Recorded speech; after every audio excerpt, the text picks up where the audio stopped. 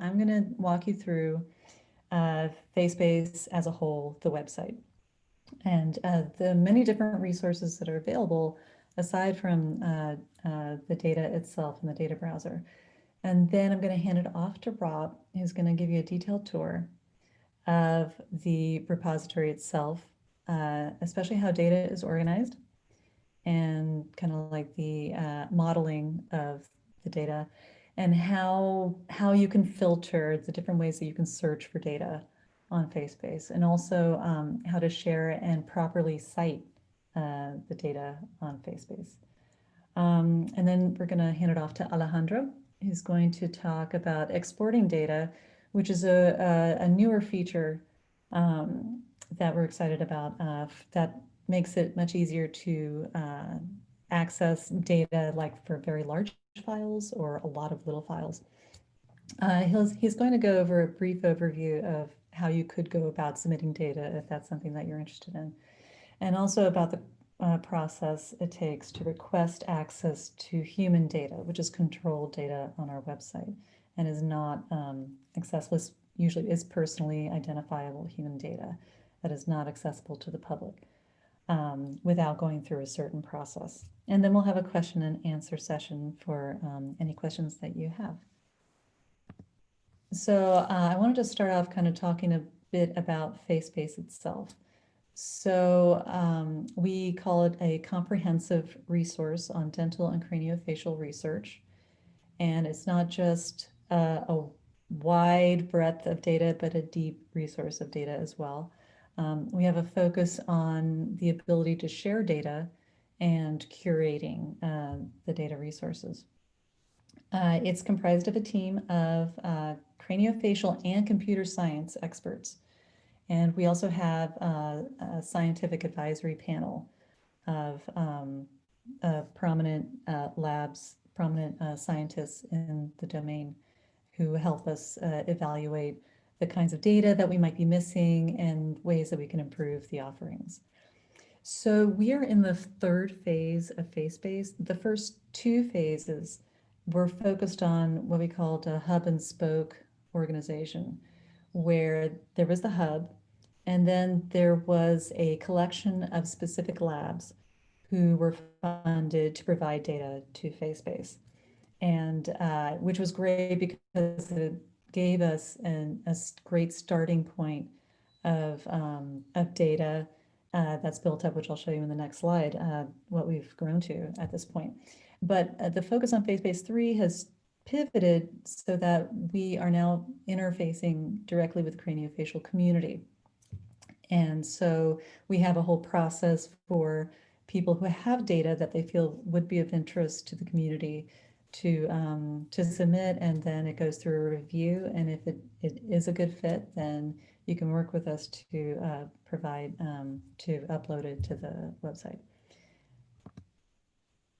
So at this point, we have over 942 data sets. And of those data sets, it's predominantly mouse, over 800 data sets that are mouse focused, but we also have human and zebrafish and a couple of others that were actually interested in xenopus and chick data.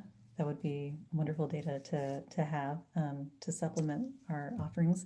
The data is a lot of imaging data, and we have some sequencing data as well. And then when you go down to the record level, it's even more experiments which focus on describing the experiments themselves that led to the data, and over 3,500 biosample records. This translates to over 5,000 images, over 3,700 sequencing data, and over 2,200 tracks on the Genome Browser Hub. And as far as the website usage, as you can see here, we have over 16,000 visitors, over 2,000 downloads. But what's really exciting here is that since we've started FaceBase 3, we've had 13 new projects contribute data. And that is a number that we definitely want to grow, but it's definitely exciting that we're already adding to the data repository through the community. And as you can see from the traffic here, half of our community is in the US and then half of it is international, which is something we definitely are happy about. Our mission is not only to provide data, but also to make data shareable, reproducible, to make sure that it's verifiable. I'm sure many of you have become aware of papers that have had to be rescinded because it turned out that there wasn't a way to actually verify the data. So we spend a lot of time cleaning data, making sure that it is that you can verify that you have access to the actual original data. And we comply, or our biggest goal is to comply to FAIR principles. So FAIR is findable, accessible, interoperable, reusable data. And as this enumerates here, it involves how data files are organized in a way that people know how they were produced, using terminology from standards, and that's very important, not to just take any terms that a scientist or a lab wants to provide, but where possible, making sure that there are controlled vocabularies so that there's a consistent way of referring to things and people can understand exactly what is meant. We also want to make sure that there's enough description of the experiments and the biological materials involved, and that there are precise protocols of the steps that the labs made to get these results. And I'll stop this and go to the website. So now I'm going to go through the website itself as a whole. The star is really the data browser in many ways, but there is a lot of other things that you might not be aware are available. So first I'll show a few different ways to get into the data browser itself. There's this big button, search all data sets, that'll get you basically to the top of the stack. And we'll show you like all the results and you can filter from there.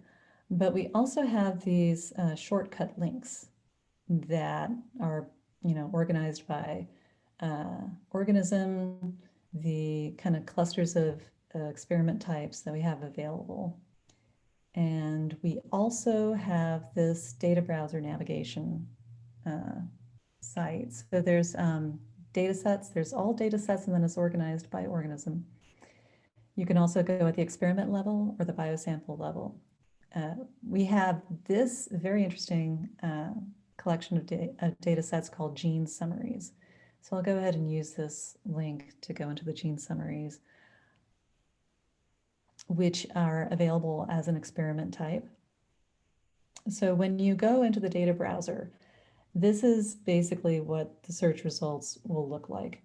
You'll have kind of a description of the level that you're at, and the actual search results are in a tabular form here. But on the side is the searching power of the filtering sidebar. So the first type of filter up here is the experiment type, and here's the gene summary. And if you scroll down, you'll find many other ways that you can filter through, which can help you find, the kind of data that you're looking for. But for gene summary in particular, I'm going to go down here to gene, and I'm going to look for this. So as you see, there's a result for human and mouse. And if you go to the mouse record, and this is an example of a record page. So the gene summaries provide, as you can guess, summaries of data related to a particular gene, in particular gene expression. So first you'll have some reference images across a few age stages. And then there are these illustrations. These are related to the secondary palette and shows where MSX1 is expressed. there's sources, and then there's some more illustrations down here. So this is a really good resource to look at. But back to the home page, we also have a video tutorial here, which is actually going to be updated soon, but this kind of gives a shorter version of what I'm doing now in a lot of ways, just a kind of a walkthrough of FaceBase. We have a call to action here for those of you who are interested in submitting data to FaceBase either now or in the future. And if you click this, this will take you to a page that basically links to our data access policies, our data priorities, gives you a link to the form that you can use to submit your request, and some other information, including how to contact us if you have questions, which this email, help@facebase.org, is the best way to contact us if you have any questions, because it goes to not just me, but other members of the hub, and then we can answer your question. When you scroll down further, we have the mouse data summary, which is a really good resource, especially. It's mouse-centric at this point, but we are planning on broadening this to other organisms. And you can actually go to it on its own page under the Resources tab. And I'll go through the navigation in more detail. But right now, I'm just going to go to the mouse data summary page. And this axis here, it corresponds to all the anatomical regions available for mouse. These color-coded blocks relate to experiment types, which the legend is down here. All of these actually serve as shortcut links as well if you want to just go to all mouse RNA-seq over here. But here you can get an idea of what you can find, and then this axis are the age stages available. Excuse me.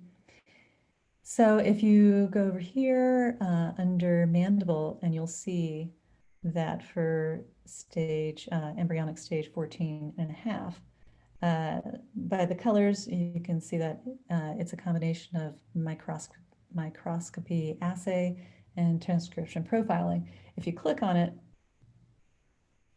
this will take you to the data browser with those filters enabled, and you'll see that there's 4 related data sets. So that's a really cool thing to kind of go through. And down here are just a couple of highlights of resources that that we try to circulate through every now and then, change them up. Here's a link into a atlas for zebrafish by the Fisher-Harris Project. Here's an interesting human data set. This is an example of controlled access to human data, and the link to the process of how you would go about requesting it. And then this is a very interesting video by the Chai Lab of a fly-through of a mouse skull. Well, this is actually, I'm sorry, this is the project page. Let me get back here. Here we go. And this is a short YouTube video, which I'll just mute it for now. But as you can see, it kind of takes you on a little cruise through the different regions of the mouse skull.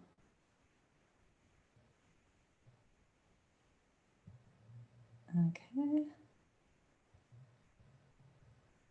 Going back up here, I'm going to kind of walk you through the menu a bit and what else is available. So we have, the only other thing I want to show under data browser is this image navigation feature. So this is a relatively new feature. This is the first version of it, so it will get more sophisticated, and we just added zebrafish. But we have 2 models, 3D models, and if you click to one, so here's the mouse. This is a wild type mouse at embryonic stage 18 and a half. There's a link to the original data set. But what you can do here, so this is a good educational tool in the sense that you can click through here and see the, you know, what colors correspond and what terms correspond to which regions in the image. But what's really cool is that if you click on the anatomical term and scroll down, because I'm on a laptop, which is smaller, what you'll find is the vocabulary term and the data sets that are related to that. So that's another way of going straight to mandible data or any of the other data that's related to the regions that are described here. So going back to the navigation, the next column is specifically about submitting data. As I was mentioning before, this is the page that we saw before. This is a page of our current data priorities, and our scientific advisory panel helps us curate these priorities. So we definitely still are interested in human, mouse, and zebrafish. As I said before, we would love to include chick and xenopus data. And there's some other things that we're looking for in case it's something that you have access to and you want to submit. That would be wonderful. Under data access, this is where you can find your data access policies. In particular, it'll show the difference between open access data and controlled access data. And the key thing here for controlled access is that it's anything that's identifiable, individual level human data. Examples include demographic descriptors, phenotypic measures, 3D images, and sequencing data. And so if there is such data that you would be interested in, then this is the page that describes access. And actually, Alejandra is going to go into this in more detail, and it's actually a process that is undergoing a revision right now to improve it. But I'll let him tell you more about that. And then this page is a resource for how to cite FaceBase. Either FaceBase itself as a resource or just site-specific data sets. And Rob's going to go over that in more detail. Under here, there's a lot of good information. So this is the resources area. We have pulled some featured resources up here on the submenu, but you can access all of them from the Resources Hub page. Excuse me. And so we have them divided by model organism. So we have our human, mouse, zebrafish. We even have some links to chimpanzee data sets. Vocabulary, this is the ontology of craniofacial development and malformation, which is the primary ontology we use, and some tutorials. But some particular resources to point out. This is a very popular resource, 3D facial norms database. And this provides basically a form where you can indicate groups that you're interested in. And it'll provide statistics. It'll show images, measurements,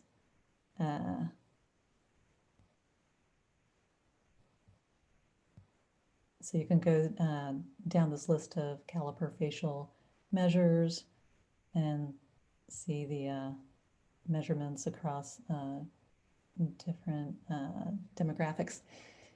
Let's see, and then the genome browser track. So we have FaceBase Track Hub on the genome, UCSC genome browser. So these are some links out to that. But we also have this information also integrated within the data browser, and Rob's going to show that as well.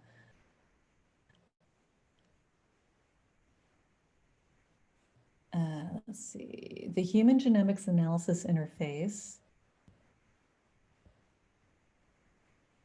is a resource from University of Pittsburgh of GWAS data that the data itself is in dbGaP, but what they've done here is that they have actually provided analysis of that data so that you can go basically look at information based on these different data sets.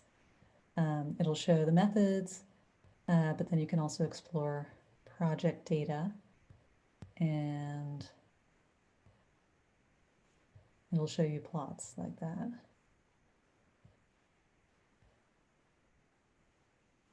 So that is a pretty nifty resource. We also have this mouse anatomy page provided by the Chi Lab. And what's great about this is that it goes across these different embryonic age stages, and according to the different view that you're looking at, you can scroll through how things develop in the different regions that are color coordinated here, and see how they develop across time. And you click out to close, and there are also these illustrations available that represent cell lineages. Here are the mesenchyme view for embryonic 10.5 and then 11.5.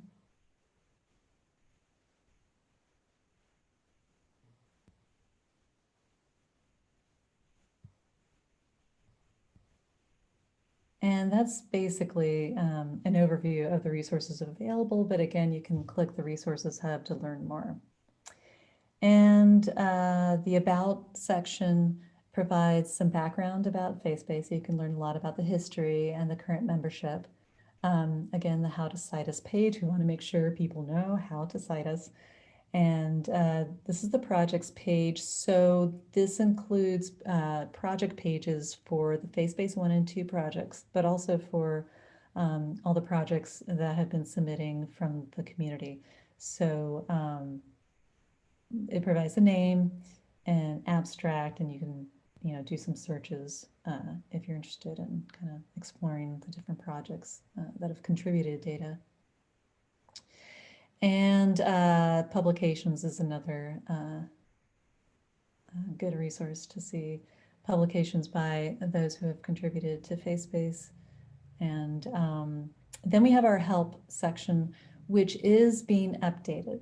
So there's going to be, in fact, there's going to be a training section that is focused on these boot camps as well. So it's easier to get to them, since we're going to be having more of these as we go along. But this FAQs page is a really good resource to answer a lot of questions that people might have about different aspects of FaceBase, including signing up for the account, about requesting data access, contributing data, etc.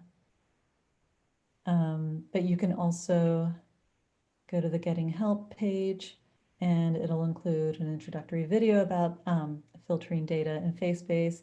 And we are broadening this to include more aspects, including we're writing up the new exporting data documentation now.